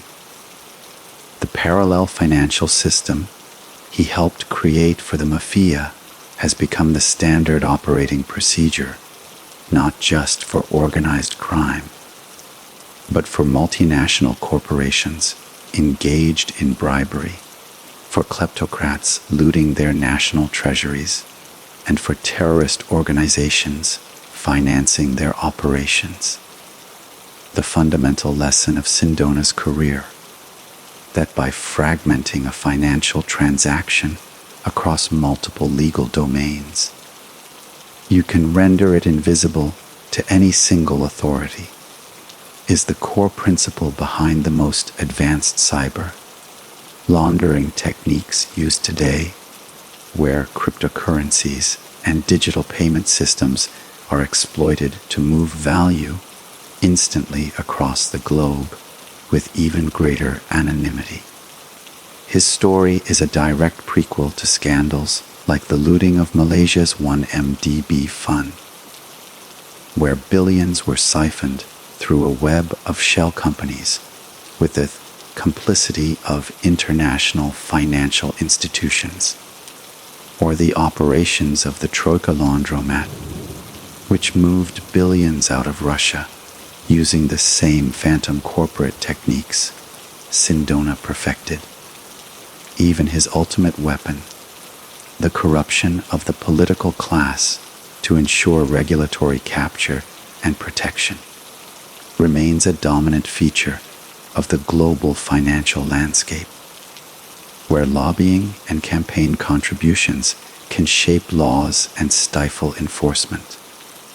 The shocking aspect of studying Sindona's methods today is not their antiquity, but their prescience.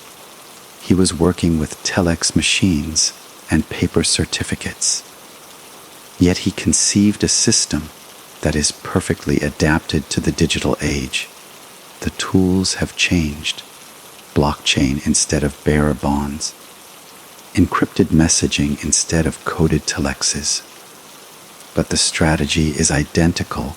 Exploit jurisdictional arbitrage, leverage professional complicity, and disguise illicit flows within the staggering volume of legitimate global commerce. The trillions of dollars in dirty money that are estimated to flow through the global financial system annually are a testament to the success and scalability of the model he helped pioneer. In this light, Michele Sindona was not an anomaly. He was an innovator, the Henry Ford of illicit finance, who helped develop the assembly line for cleaning dirty money, a production process that has since been optimized and globalized, ensuring that his most damaging legacy is not the banks he collapsed in the 1970s, but the system of legalized financial lawlessness that continues to operate with impunity in the 21st century, a perpetual engine of corruption and inequality that he was one of the first to truly understand and master on a global scale. Beyond the intricate details of fraud and the sensational tales of mafia connections, the saga of Michele Sindona forces us to confront a series of profound and deeply unsettling philosophical questions about the very nature of capitalism, the corrupting allure of power, and the fragile line that separates legitimate ambition from destructive pathology. His life stands as a stark, real world allegory for the potential dark side of the free market, a system that, in its purest form, rewards innovation, risk-taking, and the relentless pursuit of opportunity, but which contains no inherent moral compass to distinguish between creating value and merely extracting it through deception and force.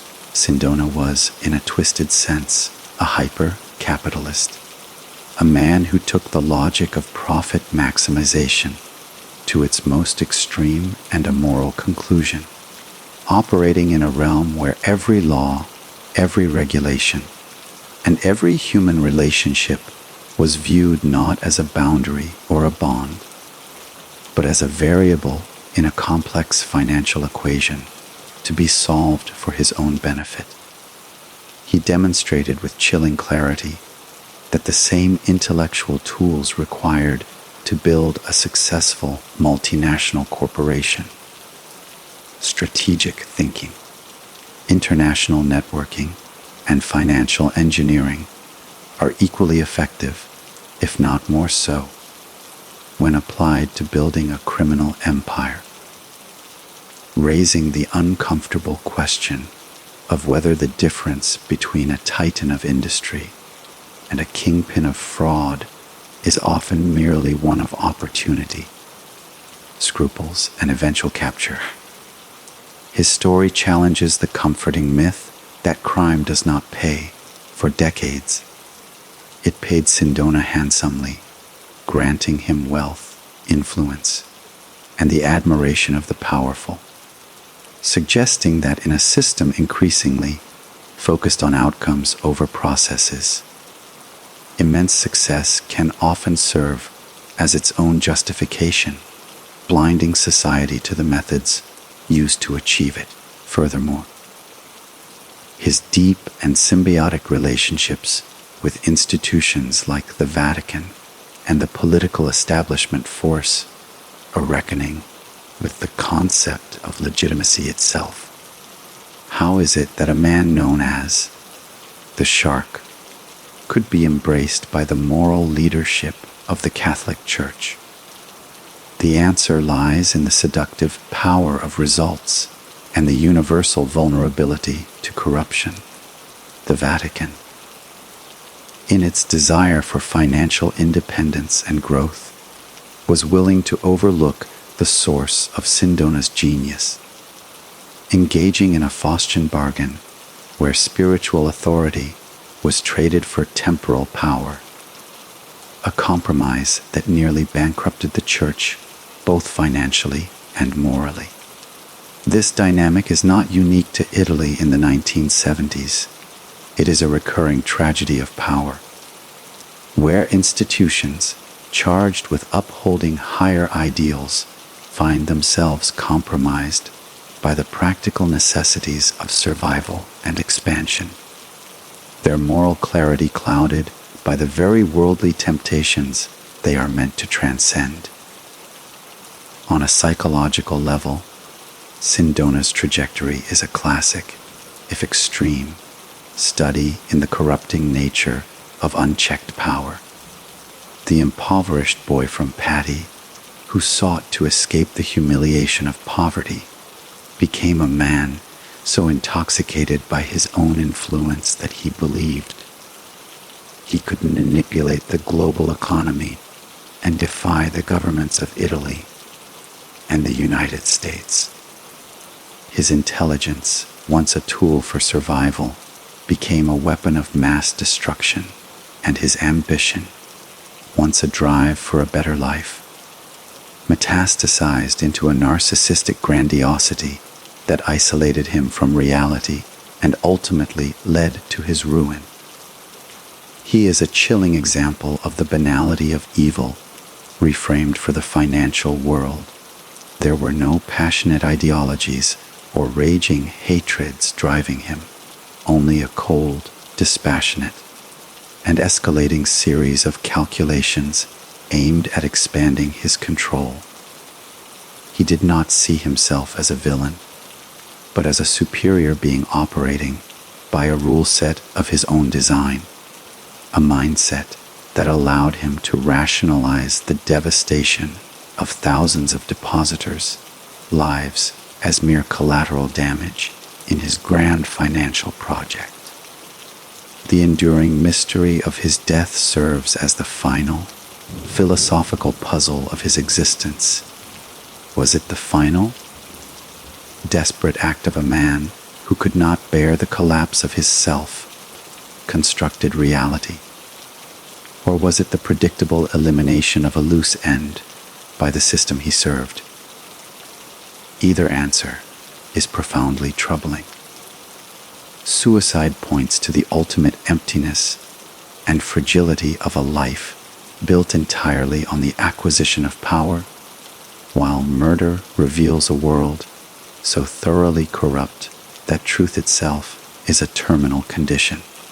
The story of Michele Sindona, therefore, is more than a true crime narrative. It is a cautionary tale for the modern age, a mirror held up to our own values, forcing us to ask where the lines are, who gets to draw them, and what we are willing to overlook in the name of success, reminding us that the most dangerous predators in the human ecosystem are not those who break the rules, but those who learn to manipulate them with such skill that they become the rules themselves, if only for a fleeting, destructive moment in time. Behind the staggering statistics of bank collapses, the abstract figures of billions of laundered dollars, and the dramatic narratives of international intrigue, lies the most devastating and often overlooked aspect of Michele Sindona's legacy, the profound and irreversible human cost of his actions, a vast tapestry of ruined lives, shattered dreams, and quiet despair woven into the fabric of his rise and fall. For every complex financial instrument he manipulated and every offshore shell company he established, there was a corresponding human consequence, a ripple effect of misery that extended far beyond the courtrooms and boardrooms where his drama played out. The most immediate and visible victims were the thousands of small, everyday depositors who had placed their trust and their life savings in his Italian banks, particularly the Banca Privata Italiana. These were not sophisticated investors speculating in the market. They were shopkeepers, pensioners, farmers, and factory workers from regions like Sicily and Lombardy, people for whom the post-war economic miracle had promised a fragile stability, a chance to build a modest future for their families. They saw a bank not as a vehicle for high-risk speculation, but as a secure vault, a pillar of the community. When Sindona's empire imploded, their money simply vanished. Life savings painstakingly accumulated over a lifetime of hard work were erased with the stroke of a pen, a silent, bureaucratic catastrophe that robbed them of their security, their retirement, and in many cases, their hope. The psychological toll was immense, leading to broken families, deep shame, and in some tragic instances, suicide. A private, desperate act that never made the international headlines, but was a direct result of the public fraud. These individuals became the unnamed, unnumbered casualties of Sindona's greed, their stories lost in the grand narrative of his financial warfare. Beyond the depositors, there was a wider circle of collateral damage.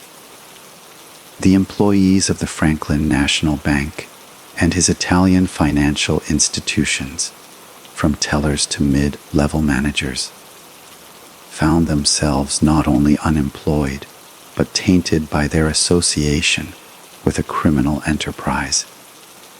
Their professional reputations destroyed and their careers irrevocably damaged through no fault of their own. The communities that housed these banks suffered economic downturns, as the local businesses that relied on them lost a crucial source of capital, and the civic fabric was torn. Furthermore, Sindona's actions had a perverse macro-human cost.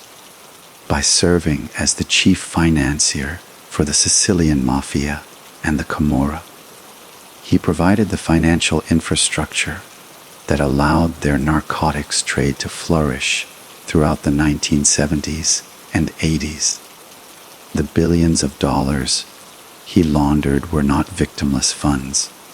They were the profits from heroin and cocaine that flooded American and European cities, fueling a devastating epidemic of addiction that destroyed millions of lives, shattered communities, and overwhelmed public health systems.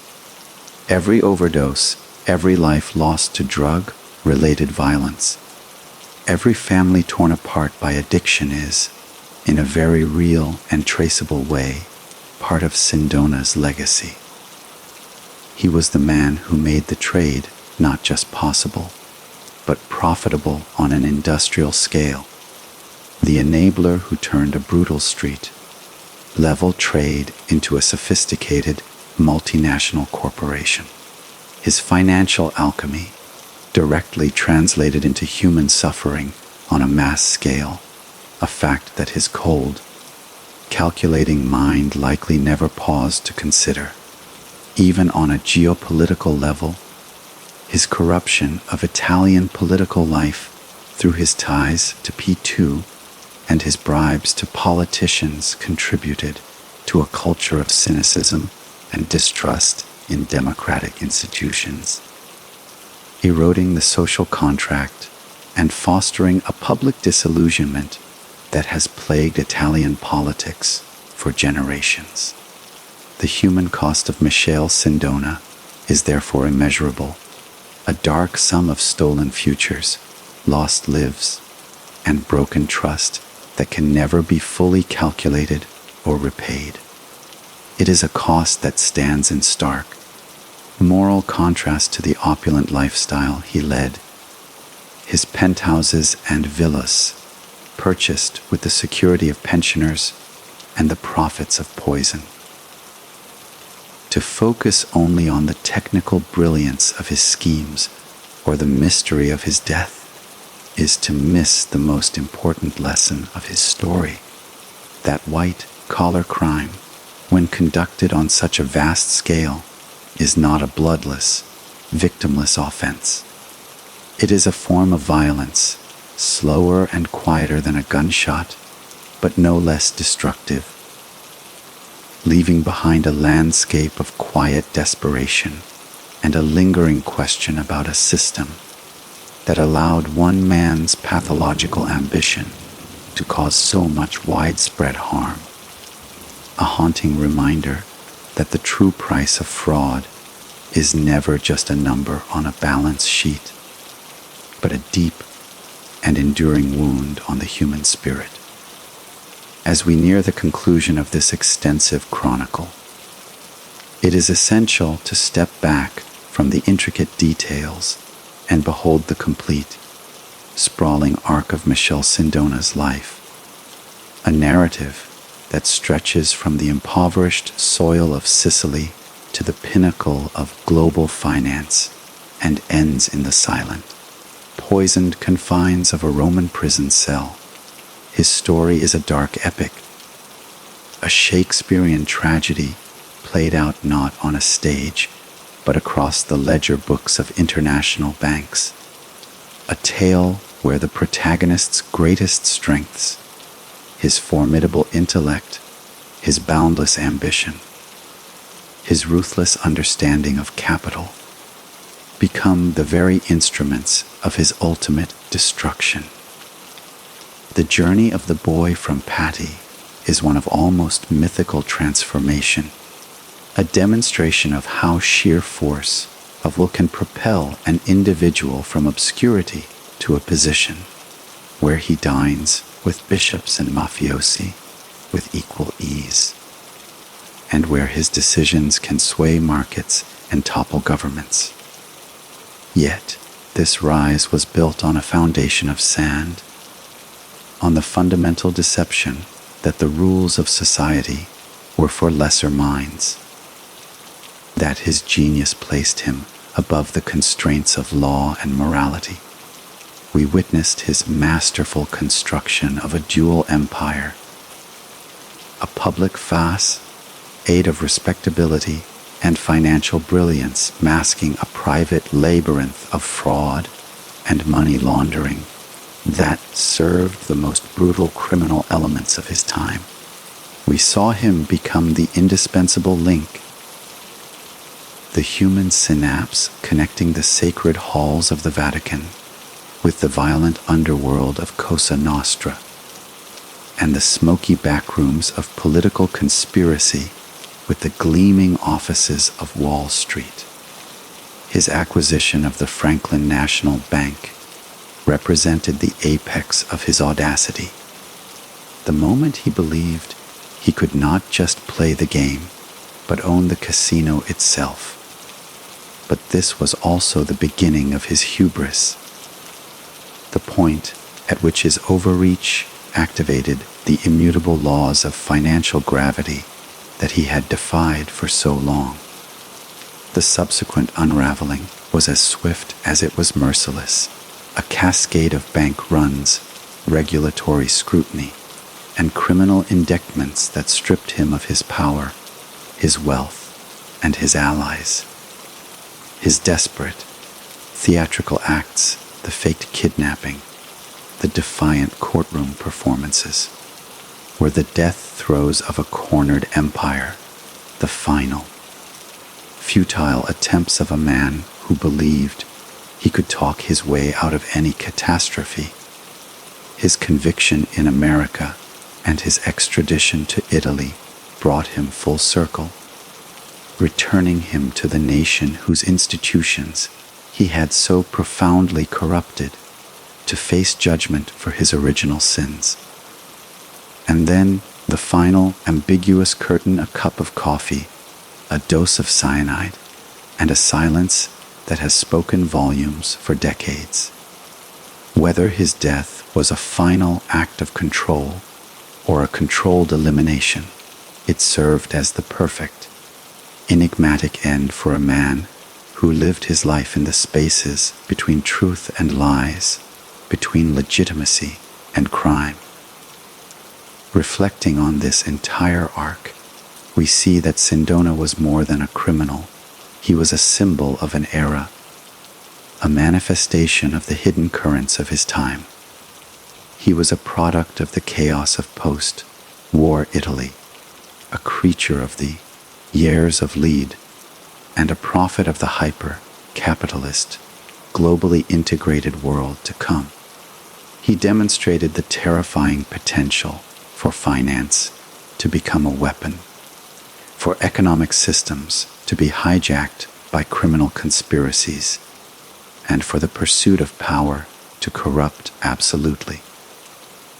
His life forces us to acknowledge the uncomfortable reality that the boundaries between the corporate boardroom and the criminal syndicate, between the altar and the alley, are often far more porous than we care to admit.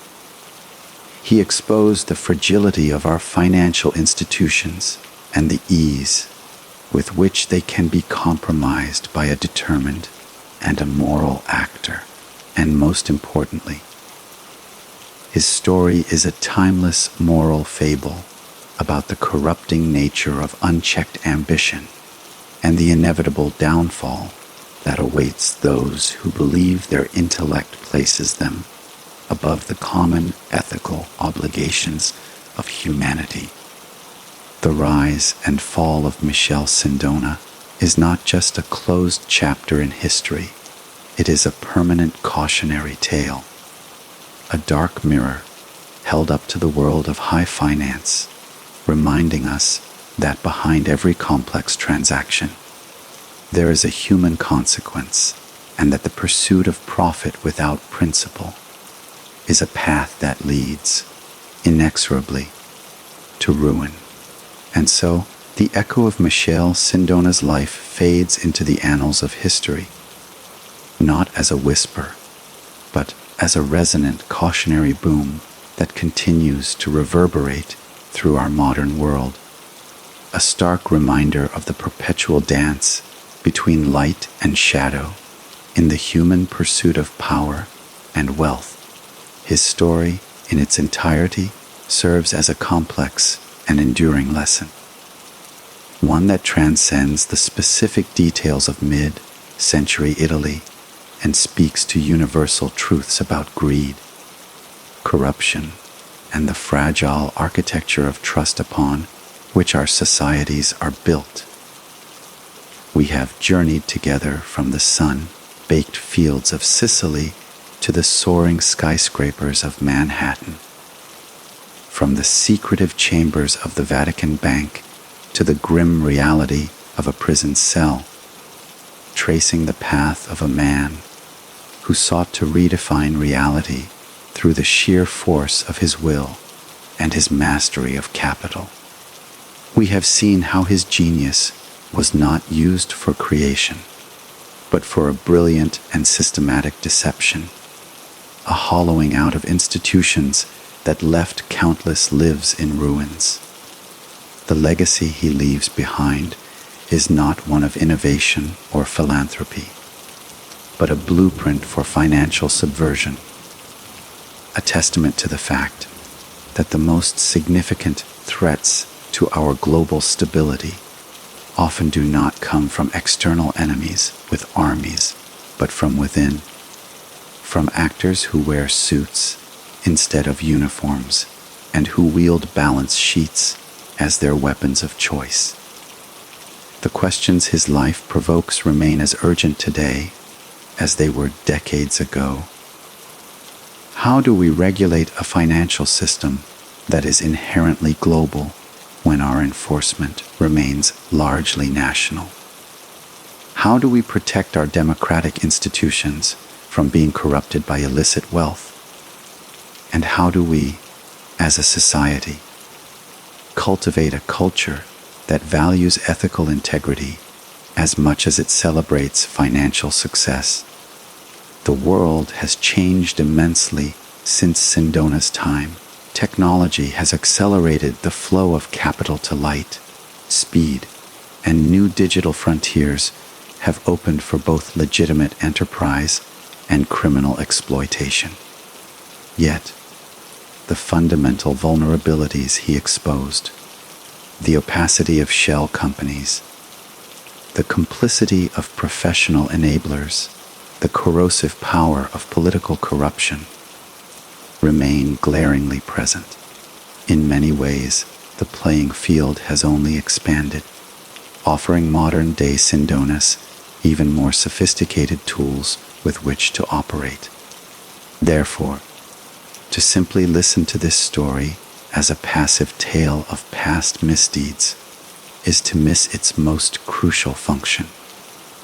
It is a call to vigilance, an appeal for a more financially literate and ethically engaged citizenry.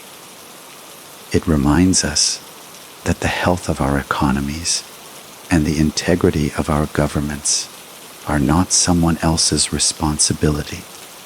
They are a collective imperative requiring our attention, our skepticism, and our demand for transparency and accountability from those who wield financial and political power.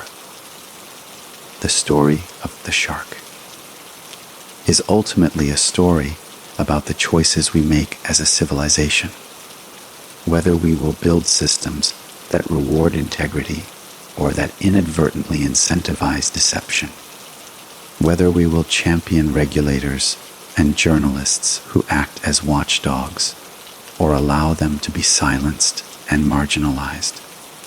As this narration draws to a close, we are left with the haunting image of that final, poisoned cup, a symbol of the silence that so often envelops the truth when it becomes inconvenient for the powerful. It is a silence we must all strive to break. If this deep dive into the hidden mechanics of power and crime has captivated you, if it has sparked a desire to understand the often invisible forces that shape our world, then your journey does not have to end here. We unravel these complex tales to shed light, to inform, and to empower. So I urge you, become a part of this ongoing quest for understanding. Please subscribe to this channel and ring the bell for notifications so you won't miss our next exploration into the forgotten corners of history, the unsolved mysteries, and the true stories that reveal the intricate and often dark tapestry of human ambition. Share your thoughts in the comments below. Let us know what aspect of Sindona's saga you found most shocking, or what other enigmatic figures from history you would like us to investigate. Your engagement is what fuels this mission to bring the most accurate and compelling information to the surface. Thank you for listening, for embarking on this lengthy and detailed journey into the heart of a financial darkness. Remember, the past is not merely a record of what has been.